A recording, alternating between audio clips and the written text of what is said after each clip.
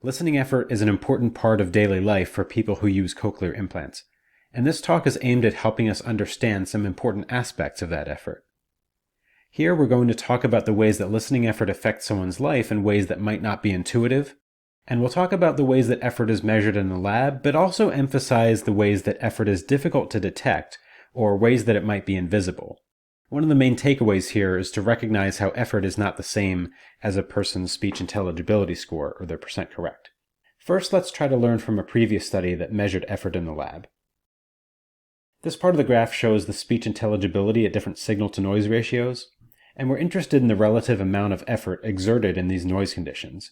In this case, the measure of effort was tracked as change in pupil dilation, where greater dilation corresponds to more effort. You might expect that the effort should be smallest where the performance is best and see increasing effort as it gets more noisy, and part of the data is consistent with that idea, but then the other half of the data shows something very different. We can see that when performance gets low, like below 40 or 50%, then the effort actually goes down, and this is interpreted as the listener withholding effort because it doesn't yield any positive outcome. The task is too difficult or hopeless, so it's not worth putting any more effort. When listening is exhausting, there are a few downstream consequences. People don't have the energy to do basic things, and maybe their house gets messy, or maybe they fall behind at work because they can't sustain listening for many hours. They might stay home because it's less frustrating than going out and not understanding conversation. This could lead to loneliness and isolation, so we can see that the effort of hearing can lead people to withdraw from enjoyable things and not have enough energy to do basic things. And keep in mind here, these are things that don't really show up on a hearing test. Another example I like is from one of the adult CI users who visited our lab, who said that one of the ways her life changed when she had hearing loss is that she used a lot more paper plates. And at first I thought this might be related to discomfort with loud sounds, but as it turns out, no, it was because after getting home from work, she no longer had the energy to do all the dishes, so it was easier just to use paper plates and throw them away. And this isn't just a collection of anecdotes, there's a whole series of published studies on this topic. In the literature, effort is linked with physical and mental health, financial security, and social engagement. For example, people with hearing loss show increased need for recovery time after work, they take more long-term sick leave from work related to exhaustion, we observe reduced levels of employment and early retirement among people with hearing loss, who, as I said, also withdraw from many social situations. Think of it this way, if listening is effortful, you're not going to be confident and excited about communicating. You might hold back and lose opportunities to socialize or advance your career or participate in your favorite activities. Along these same lines, there are a collection of insightful quotes collected in a paper by Sarah Hughes in her paper from 2018. People who use cochlear implants talk directly about listening effort and the tendency to get so frustrated that they would intentionally disconnect from conversations. So I hope that you can link these quotes with the kinds of patterns that we see in the lab. People are economical with their listening effort and will withdraw when they sense that the situation is too difficult. What I'm trying to highlight here is that the difficulty of listening doesn't show up as getting words wrong. It might not show up on a hearing test at all. It could show up as changes in the decisions that people make about how they spend their time and whether or not they're willing to engage in certain situations. Now I want us to think about how we measure effort in the lab and reflect on the ways that it might be invisible to the outside world. In the clinic and in the lab, we measure how many words a person repeats correctly, but there are a lot of things going on inside that listener's head. We encounter unexpected input and manage contextual information and make sense out of pieces of the message, and this could bear a cost of unwinding a perception and getting it back on track if you get one of the words wrong. This is the effortful part of listening, and it's what we've tried to study in several experiments in recent years. I mentioned before how we can measure listening effort using changes in pupil dilation. The participant looks at a screen and fixates on the red cross in the middle when they're listening to speech. They hear a beep, and then 2 seconds later they hear a sentence, and then 2 seconds after the sentence, the cross turns green, and they give their response. All throughout the trial, we're tracking the size of their pupil and how it changes as they listen. The data are set up like this. We see the 3 parts of the trial, the stimulus, the wait time, and the response, and we're tracking change, so the 0 line is the size of the pupil before the sentence began. So we typically see a pattern like this that grows to a peak right as the sentence ends and has another peak as they're talking. And if we measure a different condition where it grows more, this is generally a sign that it was more effortful. There are some nuances and complications to that interpretation, but this is the general story. And we're focusing on this time in between the sentence and the response, where we think the mental activity is strongest. In the next few minutes, I'll walk you through some studies that show that slower speaking rate can reduce effort and allow better processing of context. Effort continues past the end of the sentence, that even correct responses could have been effortful, and finally, the most important point, that listening effort could be invisible to the outside world, so it takes very intentional design to measure it and know how to manage it. Let's start first with the effect of speaking rate on effort. Here we have data from adults with cochlear implants listening to what we call faster speech. It's just conversational speed. So you can see on the x-axis the time when they heard the sentence, and then the time where they responded 2 seconds later. When we slow the speech down, there are a few things to notice. First, the dilation begins to rise earlier in time compared to the faster speech, but that's only because the sentences are literally longer in duration, and it's not particularly interesting. The second thing, though, is that they have the same peak dilation, so the amount of information processing is really not the difference here. Where we find the difference is reduction in pupil dilation in the moments following the sentence. This means that effort that lingers in the moments after you hear a sentence is reduced when the sentence was spoken more slowly. We can also notice another interesting detail here, which is that the range of variability shown in the width of that ribbon around the data is more tight during the listening portion, but it's much more variable in the moments after the sentence, because people are basically hearing the same thing, but then doing different kinds of work in their head after they've heard the sentence. An important piece of work during this time is processing the context during the sentence. And this is where it gets very interesting.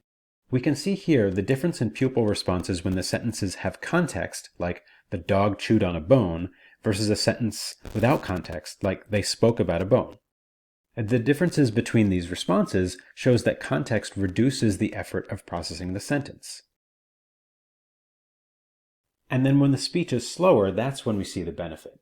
We notice that when the speech is faster, we don't really see that. So we're learning that slower speech allows a listener to process the context of a sentence so that they don't spend as much time replaying it in their head in the moments after the sentence was spoken. Here's an example of that kind of mental replay. Imagine that you thought you heard the word glide, but by the time you hear the full sentence, you realize that the word was bride. If you repeat the sentence back, you say it correctly. The bride wore a long white dress. And to the outside world, this is just counted as a correct response. And so this is what helps to make listening effort invisible, because the process all happened inside the listener's head. We hear about this all the time from people who have hearing loss, but we want to know, how can we know if a person corrected a missing word in their head? To do this, we created sentences that demand that you mentally correct a missing word. Here we have a sentence. You can see that the word of interest is the word picture. And sometimes you heard the full sentence, but on some of the trials, we took that word and replaced it with noise. You can still figure out what the word was using later context.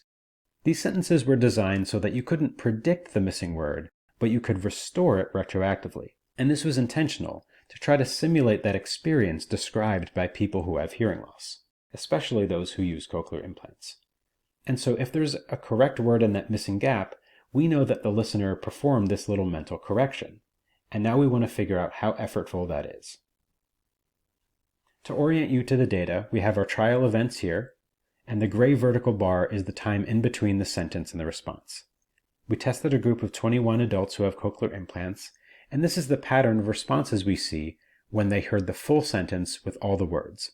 But when they had to mentally fill in that missing word, there was a substantial increase in pupil dilation, which shows the extra effort of filling in that gap. For example, if you heard, "They say you can't judge a book by its cover," but you actually repeat the whole sentence, "They say you can't judge a book by its cover," this is an example of when it looks like you heard the words correctly, but it was actually an effortful process of filling in that missing word. There are other interesting cases that I can talk about if people are interested relating to the coherence and sensibility of the response. For the sake of time, I will focus on the effort needed to mentally fill in these words that were missed.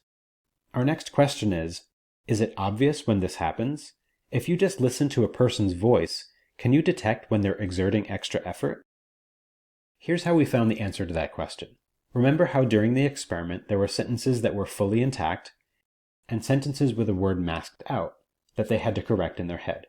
The listeners heard the sentences and spoke their answers, and we audio recorded their responses and played them back to new listeners who have normal hearing to see if they could detect which sentences were more effortful.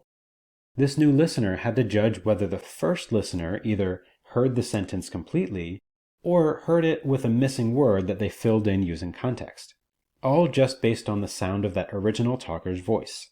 And that's what we'll look at now. 0 means you thought the talker heard the full sentence, and 100 means you think the talker had to fill in a missing word in their head. And these participants could scale their response anywhere between 0 or 100 to indicate their level of certainty. So if listeners were perfect at this task, we'd see the data cluster as you see on the screen, 0 on the left and 100 on the right. But unfortunately, the responses were the same regardless of what the original listener had to do. This means that even though these sentences with missing words elicited more effort, we could not detect that effort in the person's voice. And if you're wondering, we retained the reaction time of the talker. We also tested special groups of listeners for this test, including people who live with a partner who has hearing loss, and also audiologists, thinking that these groups would have an advantage based on experience. But their results did not show any advantage at all. So the question, can a listener detect extra effort that results from mentally correcting a missing word just by listening to a person's voice? The answer is no. So let's zoom back out to real life and consider this restaurant and how much effort this woman is putting into listening. It's so crowded and noisy that you might expect that she would exert a lot of effort in this situation. But it could also be that she's exerting no effort at all, either because she's just nodding along and not even trying, or because she decided to stay home instead because she would rather avoid the effort and frustration of listening, getting words wrong, and nobody really realizing how hard of a time it is for her. Effort can be really hard to measure because instead of struggling through difficult situations, people can simply change their behaviors. To recap, the data shown here suggests that even when a person repeats a sentence correctly, it still could have been an effortful process, because they might have filled in a missing word in their head.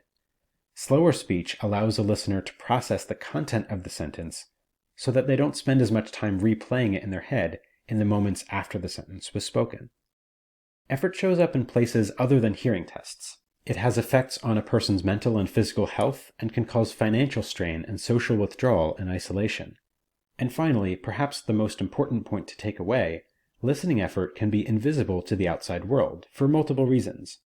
1, it's hard to detect when a person executed these effortful mental processes because we can't detect it in their voice.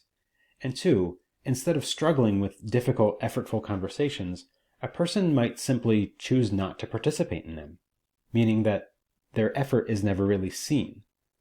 Now, these are just some of the challenges that lie in front of us as we try to understand and improve the experience of those who use cochlear implants.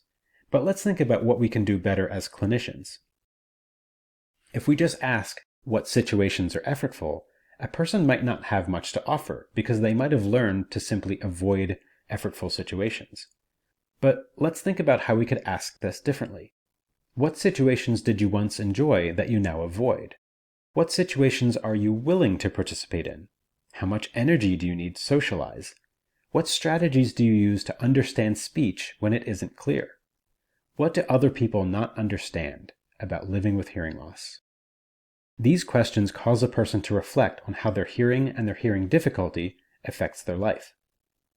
When we track whether an intervention like a cochlear implant is making listening easier for a person, we can track the percentage of words that they get correct, but what we really want to know are the ways that they feel empowered to enjoy a wider range of activities in their life. Thank you for listening.